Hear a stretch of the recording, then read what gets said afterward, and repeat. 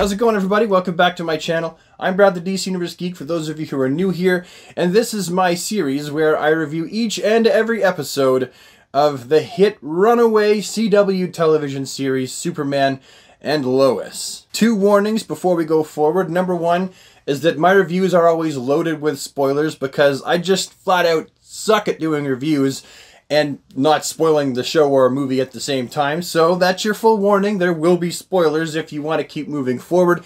And number two, my reviews tend to be a lot less formulaic and a lot more rambly. Just kind of stuff that pops into my head while I'm thinking about the show. I don't even take notes when I'm doing these reviews on account of the fact that I'm lazy.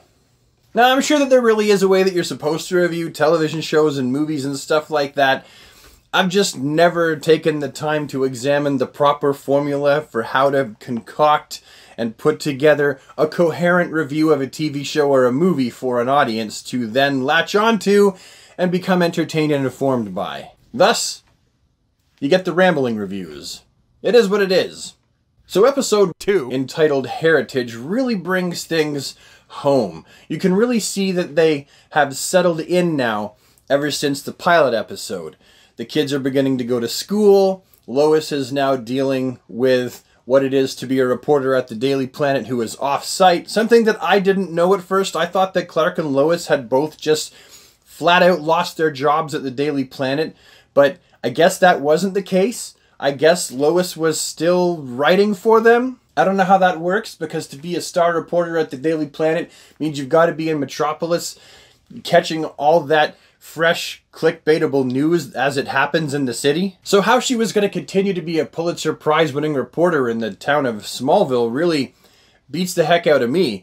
I do know that when they first went to Smallville, they weren't necessarily planning on staying there. That was a decision that happened during the pilot episode, so that's probably how that whole thing works together. Either way, during this episode, we see a lot of focusing on not just Superman, but like the last episode, the pilot episode, even more so now, we see a complete, well-rounded focus on the entire family. It's not just Superman that's the star of this show, but it is also very much Lois, warranting the title Superman and Lois, but it is also very much Jordan and Jonathan.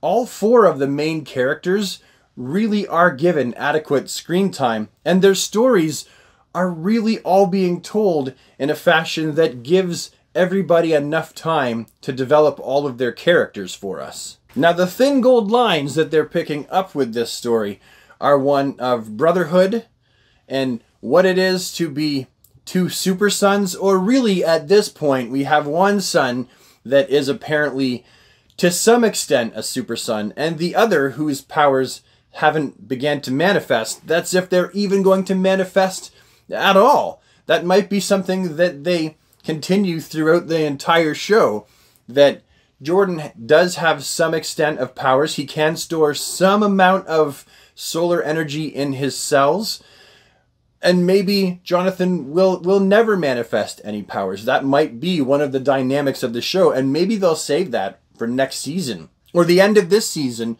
or yeah, possibly never at all. So you have this dynamic between the brothers, where one is all of a sudden receiving all of his dad's attention, with Clark taking Jordan off to the Fortress of Solitude so that he can meet holographic digital Gramps, and they can try to figure out the extent of his powers, or what the heck is going on in general with his physiology. And the other child, who I think used to get a fair amount of his father's attention, is now feeling like he's just going to be forgotten. And there's this special thing between the super son and the super dad, and he's just average Jonathan that can play football. So while Jonathan is dealing with basic high school problems, trying to fit into this new school where he's on the football team, he's dealing with those kids that he had to deal with in the previous episode, the jock jerks.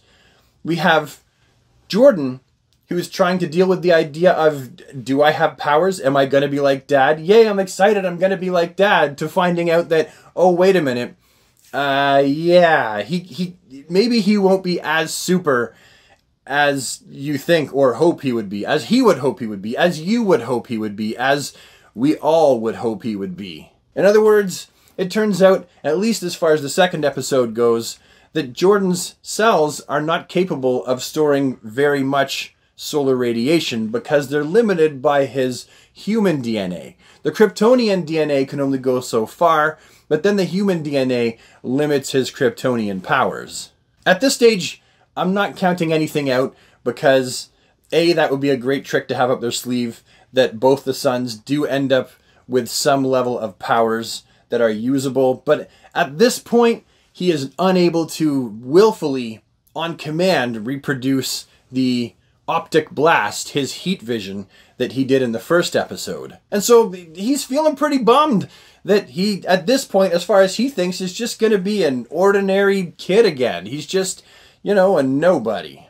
That's how he feels, because remember, Jordan suffers with severe social anxiety, and clearly he also likes to get down on himself. I think that he suffers from some measure of depression. But throughout the episode, Jordan and Jonathan, although they kind of have a little bit of sibling rivalry, in the end, it's nice to show that these Kent boys will, above all else though, love and support each other, which is something that is a very prominent feature of their relationship in this show. They're really setting that forth for the rest of the series, the relationship between the two brothers, that it's a strong, that it is a good, and it is a healthy relationship. Lois Lane, her thread, the attention that they pay to her in this episode is that she's in Smallville and she goes to a town hall meeting where Morgan Edge has shown up, and a lot of the town pretty much worships him. They think that he is going to bring prosperity to Smallville.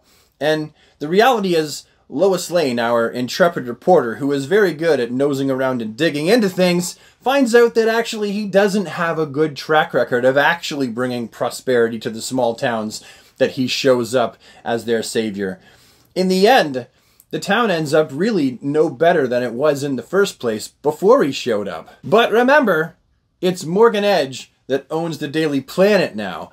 And so, after she questions Morgan Edge at this town hall meeting, and he kind of shuts her down by saying a bunch of gobbledygook, bureaucratic, corporate, big, rich businessman bullcrap, she ends up writing her own article anyway, which Morgan Edge then go-aheads and rewrites it from something that is very critical of Morgan Edge to something that essentially amounts to a puff piece on him and what he's doing in Smallville. Because of this, Lois Lane, being a journalist of integrity, decides to take the trip back to Metropolis, where she hands in her resignation letter as she confronts Morgan Edge on rewriting her story. The funny thing is, her resignation letter, it just says, and I quote, "I quit." Now, upon returning from Metropolis back to Smallville, Lois Lane then goes into the Smallville Gazette, where she applies for a job as a reporter and also is hoping that the Smallville Gazette will publish her article, the original article, not the rewritten article on Morgan Edge, where it's funny because the Smallville Gazette really only has one staff, and that staff is the reporter and the editor and the publisher, and also sometimes the janitor. I think it's really interesting in this show that they decided to have Lois Lane working for the Smallville newspaper. She's going to turn that very small newspaper into a very large source of breaking news very quickly. Now, on the Clark end of things, we find a few different threads that he's picked up. One, we see that Clark is in opposition to Sam Lane, Lois's father, who knows that Clark and Superman are one and the same. And Clark really is being treated as if he's some sort of government stooge, some sort of military asset by Sam Lane, who really feels like you're Superman.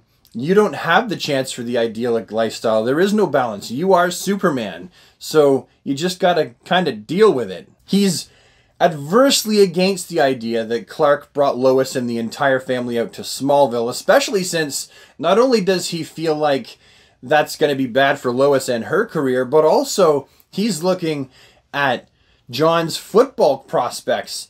How is he going to play ball? What kind of future is John going to have out here in Smallville in comparison to the opportunities he would have had in Metropolis? So that is a continuing story. And those of us who read the source material know that Sam Lane really is, and always has been, very distrustful of Superman.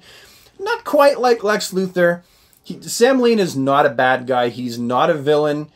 He is kind of what would be if someone who distrusted Superman almost as much as Lex Luthor was part of the military and didn't actually have any malintent. He just didn't trust Superman. I feel like that will likely become something that is investigated possibly further down the line with this show, that we're going to see that sort of theme develop. Because the other thread that they begin to follow is that Superman, as he's dealing with Captain Luthor, because yes, it was revealed at the end of the pilot episode that it was a Luthor, likely from a different Earth, that he was facing. Would totally stump me, because when I was first looking at the previews, I had no idea that that battle suit he was wearing was a battle suit for Luthor. I was thinking maybe Conduit, because Clark was back in Smallville, and Kryptonite is featured prominently in the promo. And then after that, I was thinking, well, maybe it could be Metallo or something like that. Turns out at the end of episode 1, they revealed that it was a Luthor, probably that Earth's, not the Earth that this show takes place on, but his Earth's version of Lex Luthor. I feel like he's being called Captain Luthor because, as we find out in this episode, he was also, to some regard, in some level, a member of the military on an Earth where it is revealed that that Superman, who is wearing all black, looks like the same black suit from the CW's Crisis event, the first one where there was a black-suited Superman.